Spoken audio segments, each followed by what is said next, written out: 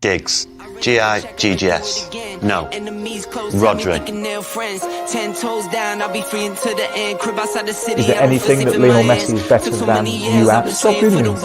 I respect your opinions. Maybe in your opinion Messi is better than me, but in my mind I'm better than him. I do it again. Add it up, bankroll, euro, peso, add it up. I'm just doing me, everything is on me. Oh, you matter what? Add it up, bankroll, euro, peso, add it up. I'm just doing me, everything is on me. Oh, you matter what? Told her if it's all me, everything is on me. Gon' back it up. Matter what? Told you I'ma do me. Why you hating on me? It's not adding up. I do roll like a Mack truck, country heart. I might cop a farm and go act up. Like scars, I was cold hearted, now I'm backed up. Keep it real, I do this once a month. I don't rap much. I just hit the money and go stack up. Only buy cars and get tatted up.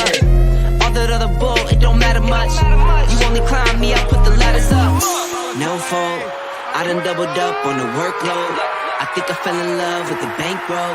Pray up, get money, then we lay low.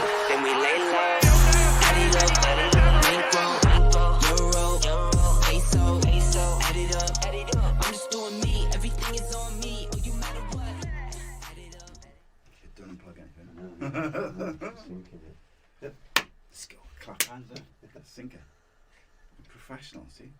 Add it in because it could be a t-shirt in the way. Yes, indeed. Did you wear yours? I know. You had to do that, didn't you? I bought mine. He bought his. Podcast Nation. You can do it now for Rhodri Giggs and Rhodri Giggs on Football Friday 7:30. I'll just start it. What's happening?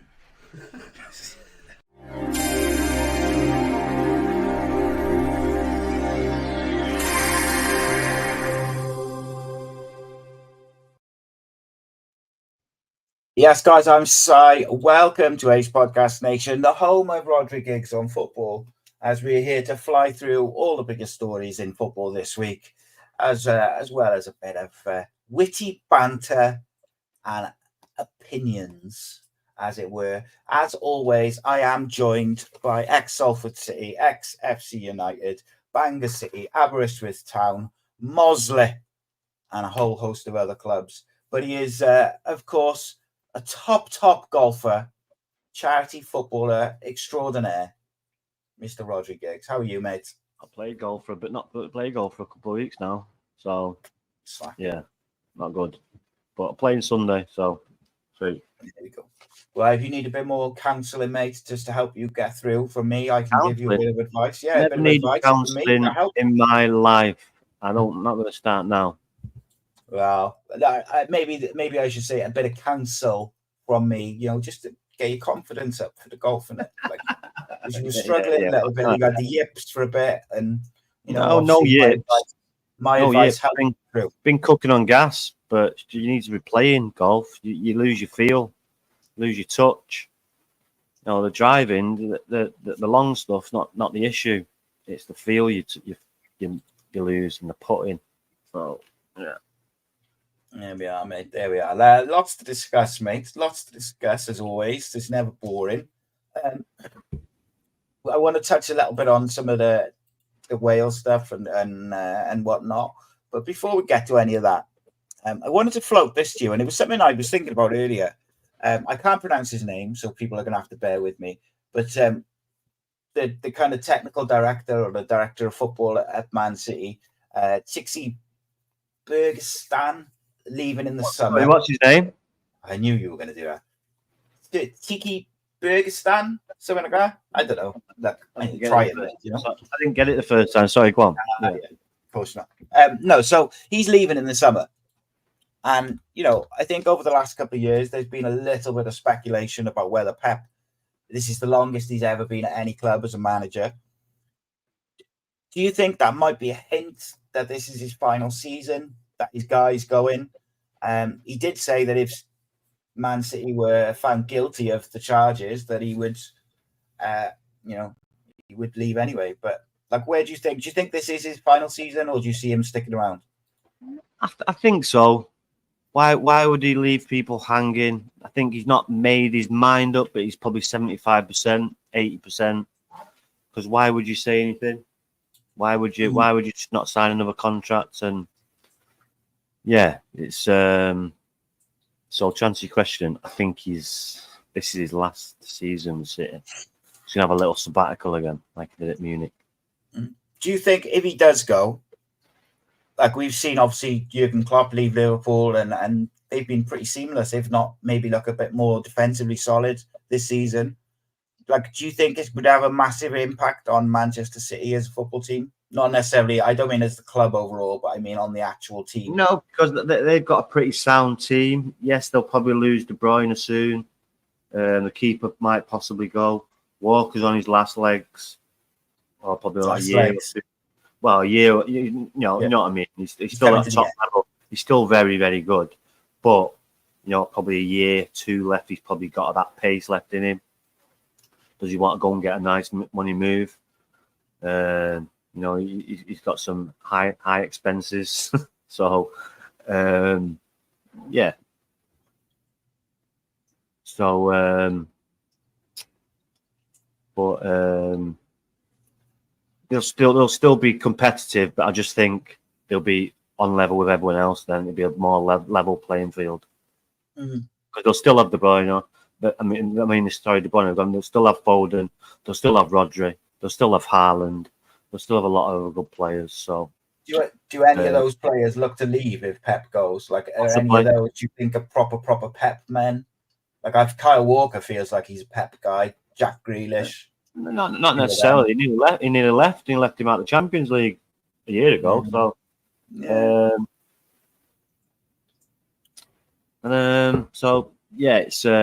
Haaland might go because he's still young. He might want to think, you know what? I want to try Spain, Barcelona, Real Madrid. Might test the water over there. You could see Real Madrid picking him up in 2 or 3 years. Or maybe if Barcelona. Stones, maybe. Like I always wondered whether John Stones might fancy a stint in Spain. He's sort of late 20s now. Possibly. I think he's a pet man more than anyone because he's got him in.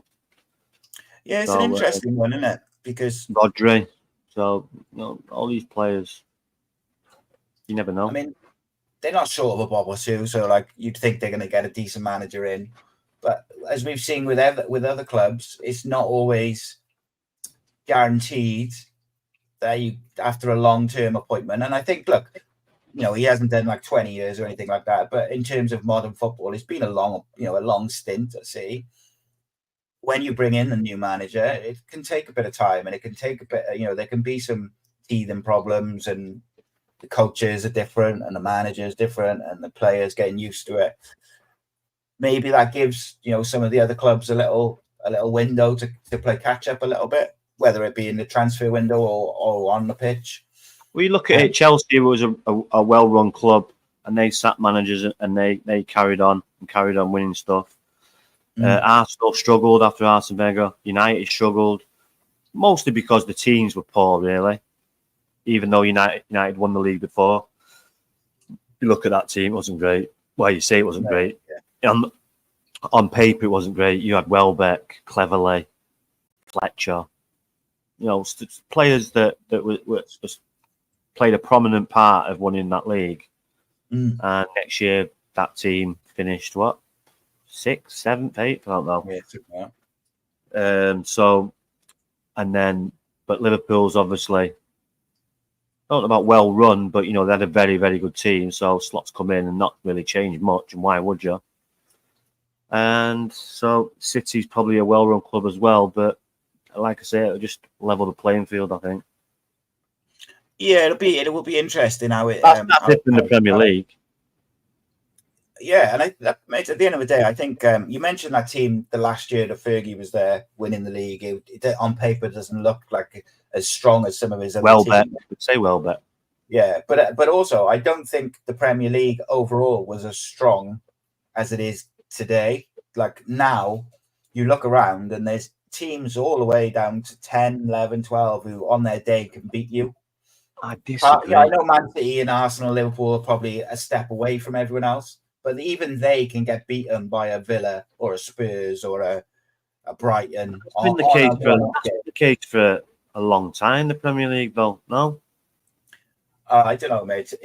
I know, like if you go back to that sort of back end of Fergie's era, like it did feel like outside of the big sort of 4, 5, 6, mostly the rest of the teams were getting beaten by the big clubs.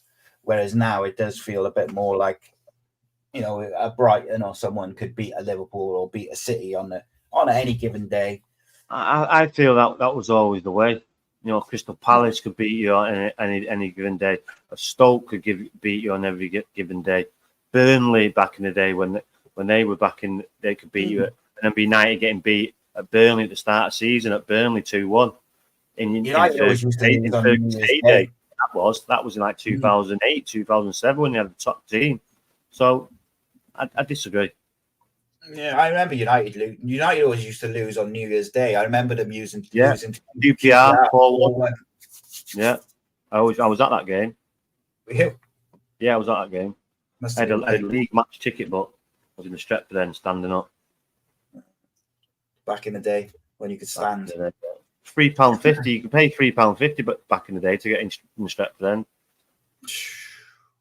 Well, you do small enough, you could just jib it, them old turnstiles. There was a lot of jibbers back and scuttled into the crowd. Yeah, just sneaking in. Just on a side note, mate, have you seen England's starting lineup tonight against Greece? 4-4-2. Is that copyright? Copyright, show it. Yeah, so you can't see it anyway. But yeah, I've seen bits of it. Gordon. 4-4-2 with a midfield 4 of Saka and Gordon as your wingers, which is fine. And then midfield 2 of Rice and Cole Palmer with Foden and Bellingham up front. Bold. Well, it is, but these are clever players who drop into little pockets. Like Bellingham now, he's picking the ball up, and he's number 6. Or should I say in my day, a holding midfield position. Yeah, it's just changed a little bit. Yeah, and I suppose with that, like when you've got Palmer, Foden, and Bellingham with Rice just sort of sitting, you can have the wide players running from behind and lots of rotations. These players can interchange, mate. They're very, very clever and very, very cute in it. And, if one's in one space, then you go and occupy another. It's not rocket science, to be honest, but you've got to be. Why did they struggle with it in the Euros when Bellingham, Foden, and obviously Cole Palmer didn't play? Kane was shit. And he was the vocal point. You get in the way. And he was shit. Yeah, I suppose it just seemed like they were all trying to take the same positions. Yeah, exactly. Well, you don't really want Harry Kane in there. You want him to drag him the other way, and that gives it more space for the fellas in there. But when he's easy to defend, really easy to defend if you're organised and you're good players. And the World Cup or Euros, they're going to be good players. Yeah, I mean, good. I'm glad to see Levi Colwill in a centre back. I really rate him. I think he's an exceptional player. Obviously, had a bit of an injury last year, but I think he's real good. Rico Lewis as well at left back is interesting. Well, he's been playing for City, mate, regularly recently, so that's not a surprise. Yeah, some interesting names on the bench, mate, as well. Angel Gomez in there. Yeah, well, he can play. He played last game, so he can play there, holding midfield, doesn't panic, plays the right pass. Yeah, mobile. Solanke's in the squad. Who? Solanke. No, no, not really. Maybe just having a look at him. Yeah, why not? He's obviously not going to pick Tony, so if not pick Tony, right, we'll have a look at Solanke. He's playing at a big club now. He scored a couple of goals. Let's have a look at him. Yeah, I like that Livramento as well. I think he's a real good player. Yeah. So interesting to see him in there as well. Got a lot of right backs, haven't they? It's good. I mean, it's interesting that he seems to be having a look at a few of the 21s. Like Livramento and. Well, that's why it's a perfect fit because he's been there a long time, Cardiff, so he knows what's coming through and knows pedigree of them. So, and the Yeah. characters of them as well, which is important. So, yeah, it's. I just don't think he sounds like an England captain. Just needs to sound a bit more confident. Just sounds a bit, feeble. Yeah, you said that the other week. Do you think there's any chance he gets it on a permanent basis? Could do. Yeah, they played like. But who else is Right. out there? Eddie Howe done won it. Eddie Howe may be coming to Old Trafford. I mean, on the grapevine, but don't shoot the messenger. I'm asking, would you be happy with that?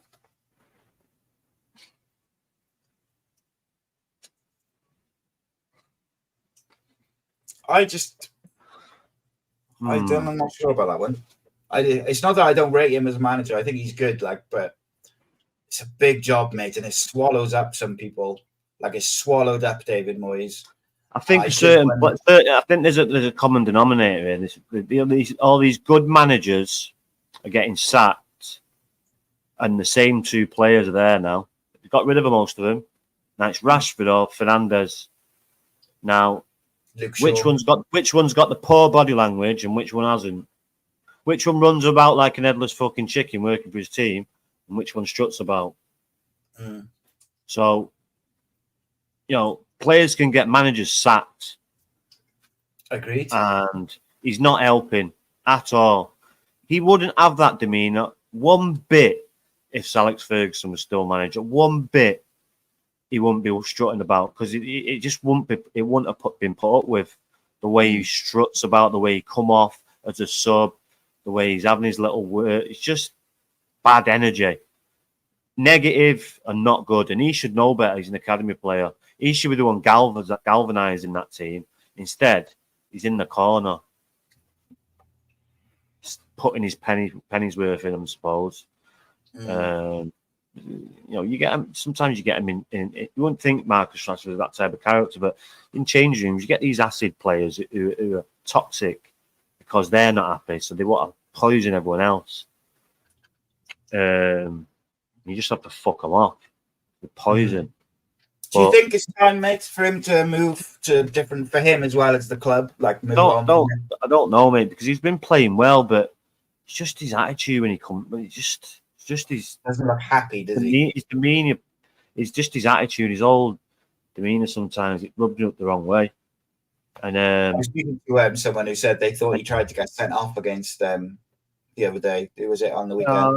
I don't know. I don't know about that. It's just that's what I mean. It's just his. Excellent, it's just poor. Just rubs you up the wrong way. But to be fair to Marcus, he's been playing well. He has been, but it just doesn't help when your manager's under pressure. He subs you off, and you're saying stuff on the bench. Cameras everywhere. These players are stupid. Yeah, this is true. Let me ask you something then, very quickly, just seeing as we ended up on United. Do you think, I look at that United team and I still think they've got a decent squad. The one thing I'd question is, two things I would question is, one, I'm not entirely sure where the goals come from because Rashford's the one who's like a proven goal scorer in that squad, really. Højlund and Xerxes' potential, Garnacho's potential. Bruno is obviously, when he's at his best, he's the most productive in terms of goals and chances created, but he's having a nightmare this season. Outside of that, you haven't really got someone who's going to go bag you goals. Defensively, I think eventually it'll come right because there's too many good players there. You look at Maguire, De Ligt, Martinez, you got your Lenny Yoro to come back, Johnny Evans. There's too many good centre backs there for them to be this sort of. Yeah, but what's a big worry, mate? When you bring a player in and you don't play him, it's a red flag. That red flag. What is a red flag? And then when he does play him, he plays him, and then he's dragged him off, and then he's not played him again. So what the fuck is going on there? I don't know. So, mate, you brought it up a few weeks ago about bringing the two centre backs off with 20 minutes to go. It's weird. Of all the positions on the pitch. To be honest with you, when he did it last, I didn't have a problem with it because the other two were shocking. So the right foot were dragged off. It was when he started with them, the next game, thinking, oh, okay. All right. But they were both poor, so they can't really argue. And Maguire and Johnny Evans was very good. Hence, Maguire, Johnny Evans was man of the match. But when you've got a 36-year-old guy out, you could see he loves the club. You could see he knows what Manchester United's all about. You could see it in him. You could see it in his face. But some of them don't. Some of them don't have that. They're not team players. They're individuals. And do you think there's a lack of leaders, mate? Like I was listening to Roy Keane this morning. Yeah, you just wouldn't have people like in the dressing room.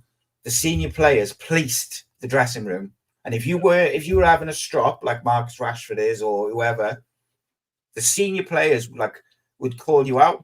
And there's no you look at that squad and it's like who out, not the manager or the coaches, never mind them, who in that squad is going, this is Man United, this is not acceptable.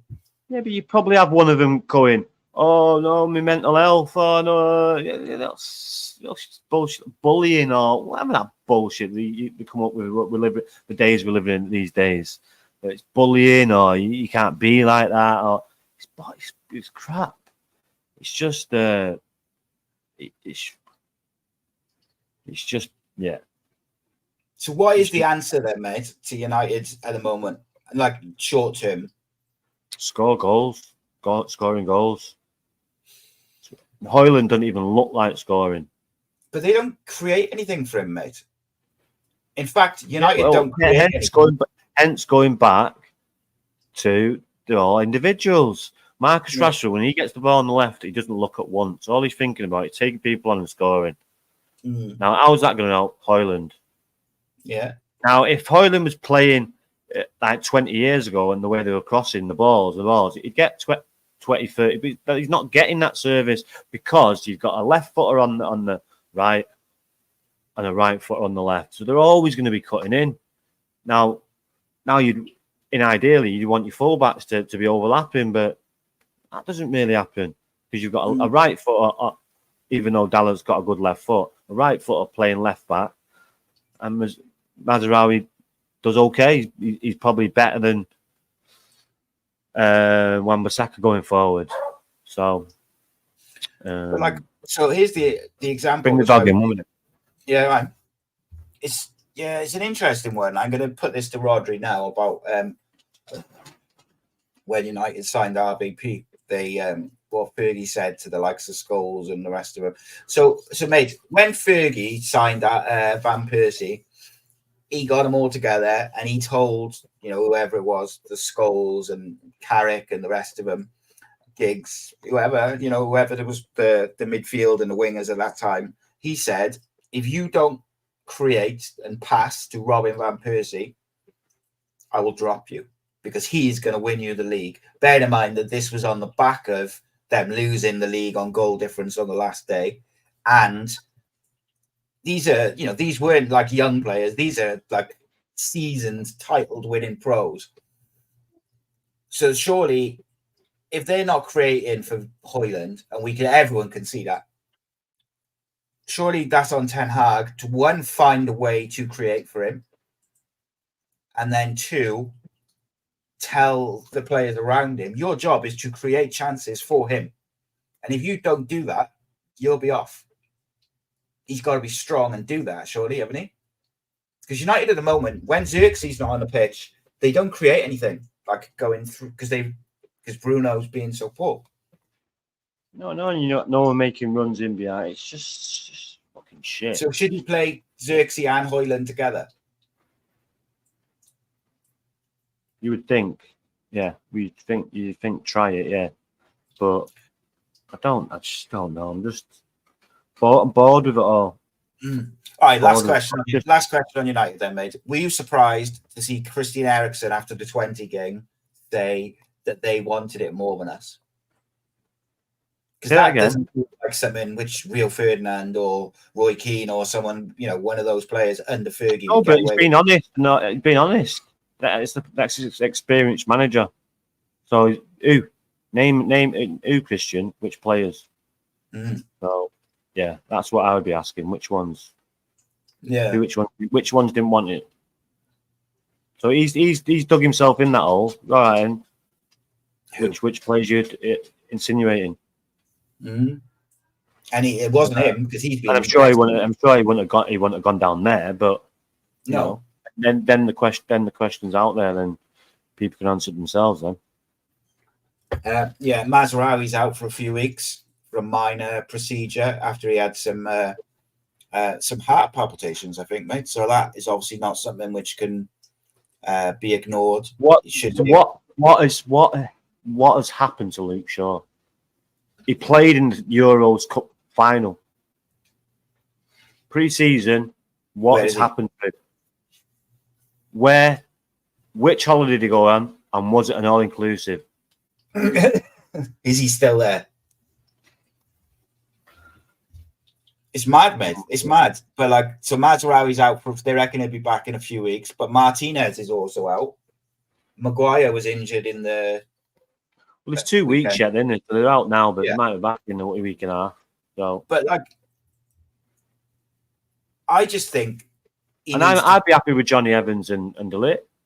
Yeah, I think that's a good. I admit, I would Johnny get Evans Harry is Amas brilliant. back. I would. And he's got the United spirit that you need, Mm. and he's good. He's got good enough quality.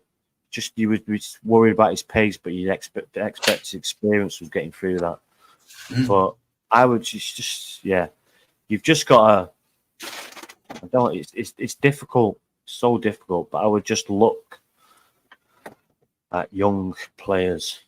I just think he could shake it up a bit. Like if Mazraoui's out now, put Harry Amas at the left back, give him something different, bit of energy, bit of youth, bit of raw, like exuberance. You know, he's got to play. Mate, I don't understand, right? Not playing Ugarte. Like I understand he hasn't been great, but how's he supposed to build partnerships with any of the other players if he's just not getting on the pitch? But that was that Tottenham goal, that Van der Vel, when he's holding off. What are you doing? Well, that's when you needed Casemiro to do one of his special slide tackles, didn't you? No, that's when you need your guy to close it off right away, not hold back. Oh shit, he's going to go in the box here. I better go over. It's just poor. Roy Keane said he thought Marcus Rashford should have just taken out the centre back when he went for the ball. It's early in the game. Leave one on him. Yeah. Let him know he's in the game. Yeah. Bizarre. No way.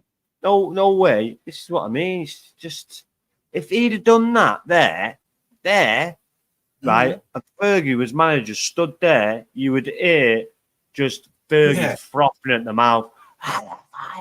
But Rashford, because he just let him go, didn't do anything. Yeah, he got out of the way, didn't he? Oh my God. Just man. I just think he's forgot where he is, and he's forgot where he's come from. The way the standards have dropped. The way he sometimes acts, but I don't really have a go because he's been probably our best player. He's not the only one. Like he's not the only one. The standards generally have shocked. The standards of just how they conduct themselves and tackles and letting players like not marking your runners, like those standards, they're basics, mate. Desire to be first to the ball. Dalot, Brendan Johnson got a tap in at the back stick, and Dalot's like, oh. It's like, yeah, that's your man. That's your job. Yeah. Your only job. Stop him from scoring. Your only fucking job. One of your only jobs. Stop him scoring. Get some balls in the box. Sometimes join the middle if you can. Keep the ball. But don't let him score. Tap him 10 yards away from him. A quick one for you, Red, on United, then we'll move on to something else.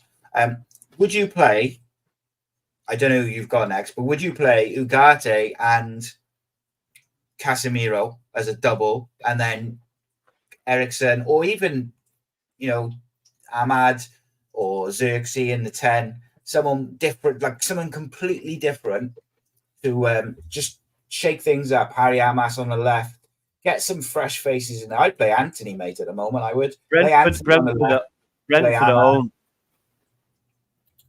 Thomas Frank, good manager. Brentford at home.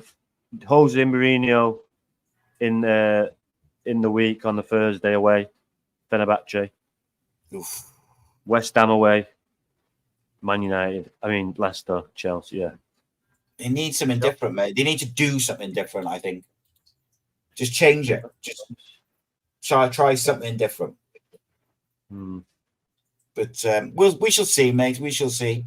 I mean, on the plus side, if depending on which side of the fence you said, Gareth Southgate saying he plans to take a year out from management, so it will just appear that he's not going to be Eric Ten Hag's replacement. Enjoy your time off, Cardiff. See you later.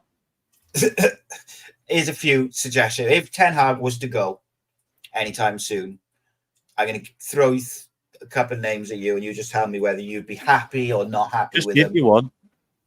Thomas Frank. Yes. You'd be happy with that one? Okay. Yeah. Nagelsmann. No. See, I think he's the best option. But anyway. We've no Premier League experience, but go on. But I think he's the best manager available. But So anyway, a team like Brentford, who brought him up for the Championship and then not remotely look like being relegated. And done very, very well, played very well. And they're one of the teams, when you said Brighton could beat anyone, Brentford could beat anyone. Yeah, I agree so, with that. Yeah, you know. Would you, Ian, Thomas Frank or Eddie Howe?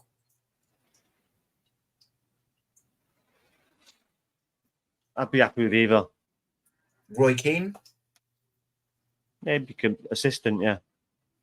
Would you give a Roy Keane? Say Ten Hag gets sacked now in November. Would you give it Roy Keane till January? I don't think these players will be able to handle a Roy Keane. Be interesting, wouldn't it? Because he I would just demand, don't. I just do not think, and it would become toxic because these players are soft. Would they bring your brother back? He's got Cardiff, isn't it? I don't know. Doubt it. Could he bring Ollie back? No. Ollie come back? I think, mate, people like make fun of him and flag him off and stuff. If you look at all the managers at United, he played the best football that they played since Fergie left. And he also was very, very good against the big teams. It was actually against it was like those big moments which didn't go his way, like the Europa Cup final, and maybe a bit tactically naive at times. But he also showed that he was quite tactically good in certain games, like against Manchester City. He set him up to play on the break. And they played some electric football under him. Do I think he'd be the answer? I'm not sure. Because maybe some of these players, as much as I think they're missing leaders and they're missing people to tell them what the club is about, I also think they seem to respond to a manager that, like him, who puts his arm around them and is their mate and all the rest of it. I don't know. Maybe football's just changed. And you need that type of manager now. I don't know, because you don't see that many managers who are like as aggressive as some of the managers back in the day do. These days, they all seem to be quite it's changed, mate. It's changed. It's not a it's changed, unfortunately, but there's some still out there. And you've just got to. You can't always be like that because it just becomes boring and people just switch off. You can be wary, and but it's all about winning at the end of the day, mate. You can be an absolute cunt if you're winning every day, every week. People accept it when you're not. So it's all about winning. It's all about results, mate. It's a result business. Yeah, it's the if same. You're getting good results. Go on, mate. I was just going to say it's the same with like that, like long ball or park the bus football. Fans and players will accept it if you're winning 1-0 every week and you're top of the league. But as soon as things go badly, people get fed up with it because it's boring to watch. But when you're winning, it's by hook or crook, isn't it? At the end of the day, like it's a results business, and it is what it is. You just mentioned, mate, that your brother's been linked with a Cardiff job. How do you think he would do there?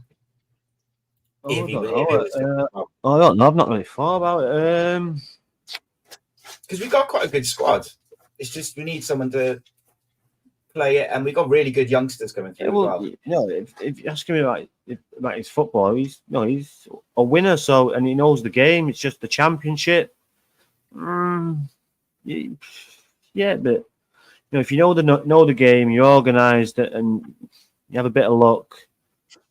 You never know. But it's a tough job. It's a tough job, especially when you go in. But there's a good team there. Knows the area, obviously. Born mile down the road, 2 miles down the road. No, literally, no. Yeah, probably half a mile down the road. It's not there anymore, the hospital, is it? Which one? The one just going to town just before the St. David's. Yeah, it's still there. Yeah, no, but where we were, it's changed now. Yeah, it changed. It's changed from back in the day, isn't it? Yeah, I'm talking a long time ago. Yeah, so Do you think it's a risk? Would it be, hypothetically, would it be a risk for him or for Cardiff? Both. It's not a risk for them. It's a risk for him. I don't know. Like I see a lot of people. Like you've got a former Manchester United player. How many national team managers has Cardiff City had? Oh, they've had a few, and they like Terry Yoreth and Bobby Gould and all these people. But right, so he's fully qualified, and then so it's just probably overqualified if you're asking me, to be honest. But he should be. But if it was me, I'd go for it, just because of the connection of it's where you're born, you know the area. It's got a good team.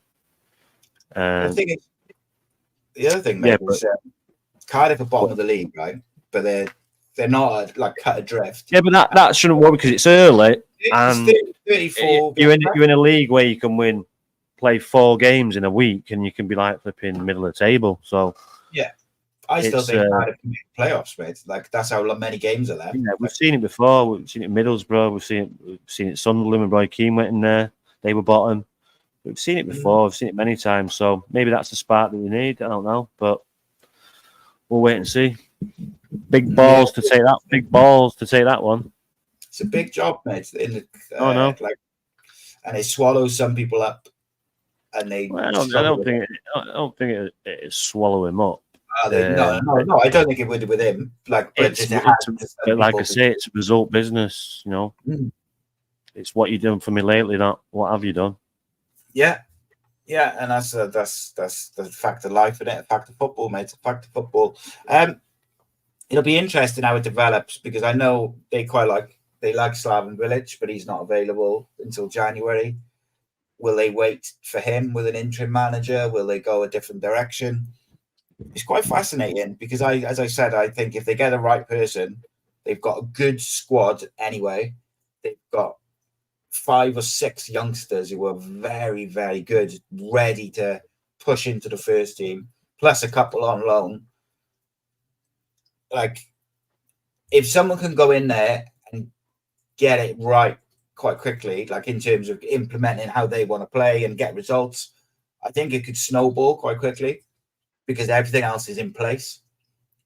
But it's you think it'd be sorted out by the end of the international break, won't you? Yeah, one way or the other. Even if they stick with Omar Risa till January, like I would think if they were to announce he's staying until January, that's a pretty heavy indication that Slaven Bilic is going to come in January. But if they, obviously, if they're not going in that direction, then they need to sort it out sooner than later. Got Wayne Rooney's Plymouth up next. And where's that at? Home Park or I believe it's at home. Cardiff. No, I think Cardiff City Stadium, I believe, off my memory. I'll double check now. But one thing I will say, mate, right? Plymouth Argyle been very, like, results wise, has been like win loss and stuff. What I will say is, I said in the summer, like, people were sort of laughing in the comments and I saying, Wayne Rooney's gonna take them straight back down. And I said that on this show, like I said, with a proper pre-season and a bit of backing, I think he'll do all right. and he's got him playing, mate. He got sent off on the weekend, but they still won. Yeah, I was dubious, thinking, what are you doing? But you know, he looks like he's got some good players there as well, some really good players.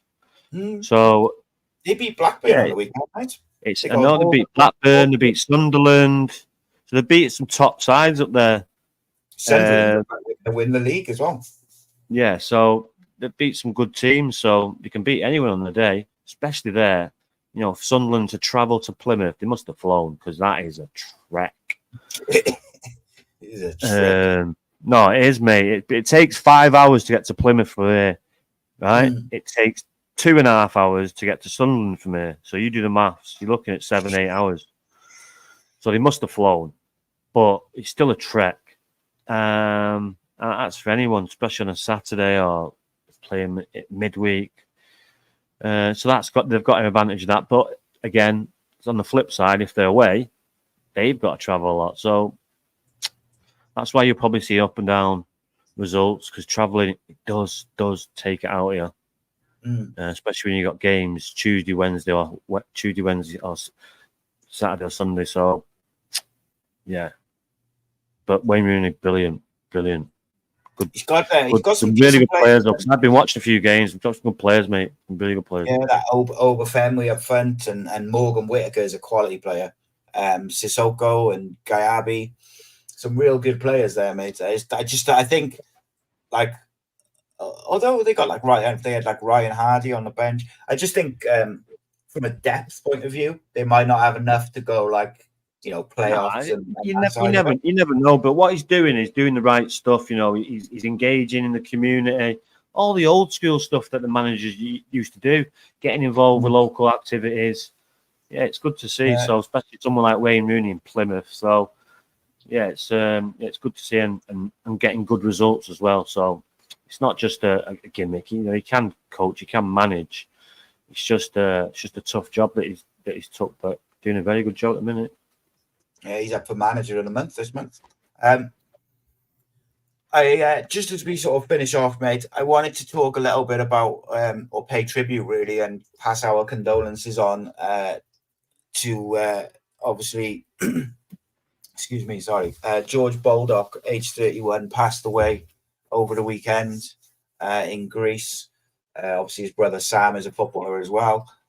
Just from us and everyone at the channel, obviously condolences to Sam, to all their family, friends, and obviously all his teammates and stuff before.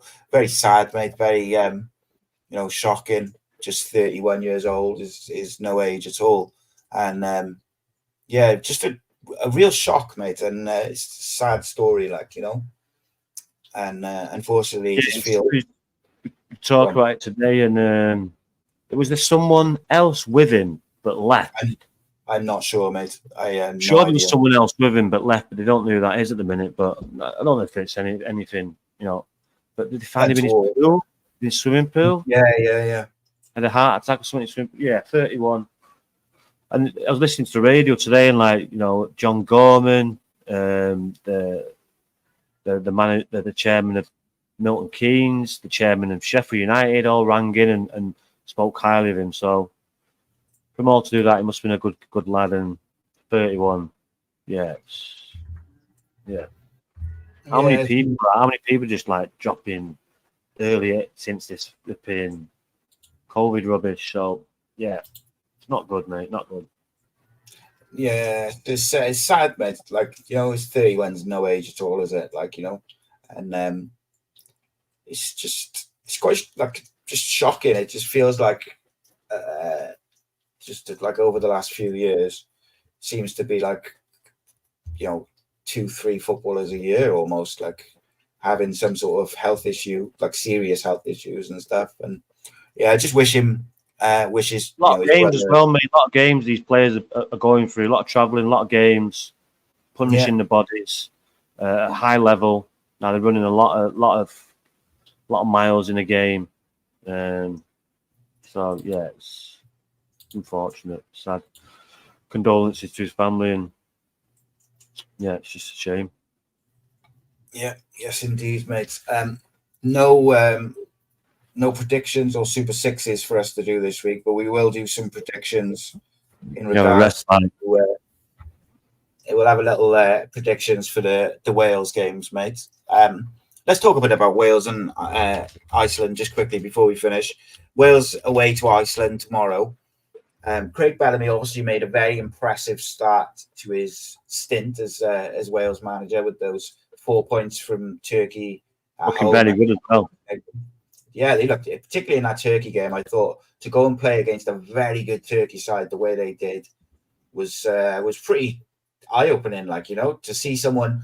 And this is why that's probably just spending 3 or 4 days in that.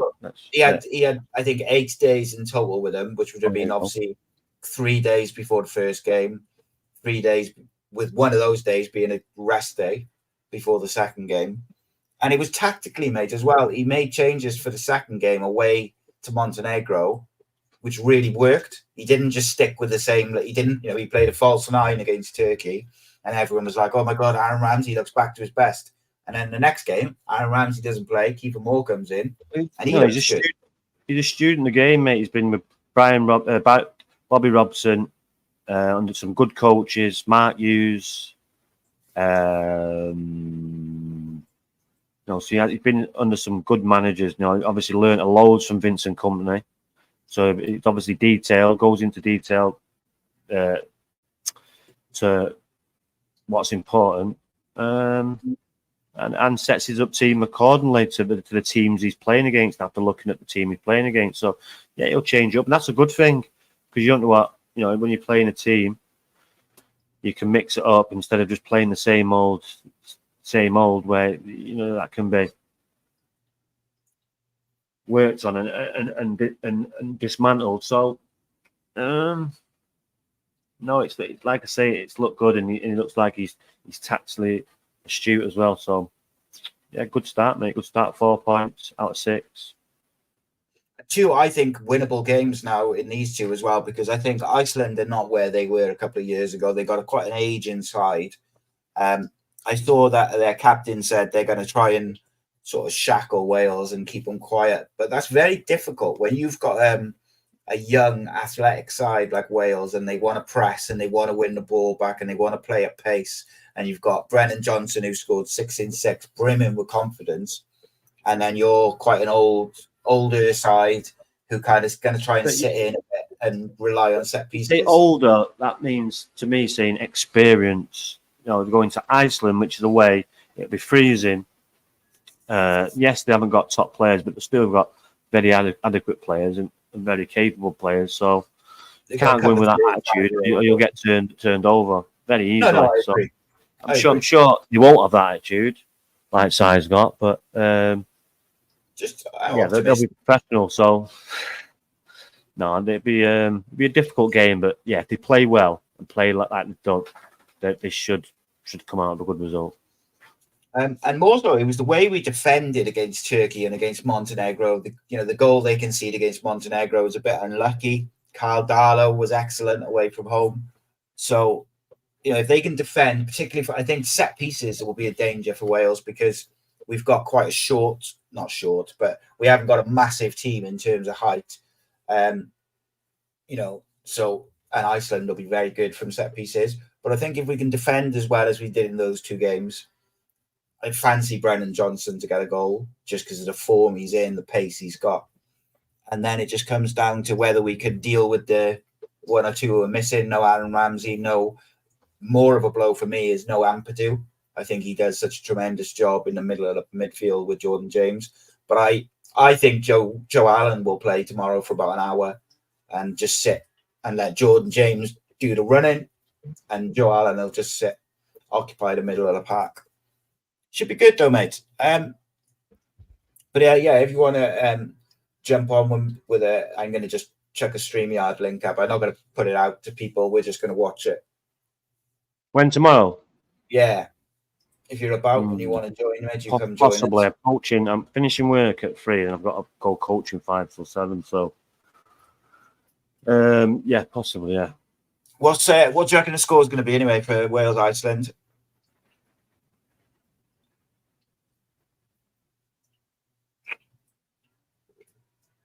2-0 Wales. 2-0. I think that's where I went. 2-0 Wales. I do fancy us to score, and I kind of fancy us to keep a clean sheet as well. So, and then obviously Wales play Montenegro on Monday at home. I would expect a much more aggressive setup and team for that game. 1-0. 1-0. They should expect to win 1-0 at 1-0, home. yeah. Montenegro. Yeah. Wow. Yeah. Scored 2 away from home. Yeah, but Wow. you know then we've got to travel home, recover. Yeah. So win one game, shut that shop. Thanks. 3 points. Cheers. Yeah, and I also think as well is those games in the last international break, like Iceland will be very much more clued up to what to expect from Wales and the Bellamy. They're not a surprise package anymore because teams would have seen how we set This is up. what I'm saying about you can mix it up a little bit. Yeah, I'm sure he's got a plan, mate. I wouldn't be surprised if he surprises a few. Man with a plan. Sorba Thomas, David Brooks. There's a few different players who've come back in, and No, away we go, mate. Yeah. Nice one for your time as always, mate. We'll be back See you next a bit, Thursday. mate. They see you. They see you. In a bit. In a bit. Nah, in a bit, mate. Nice one. Thank you for watching. Like, subscribe, all that good stuff. In a bit.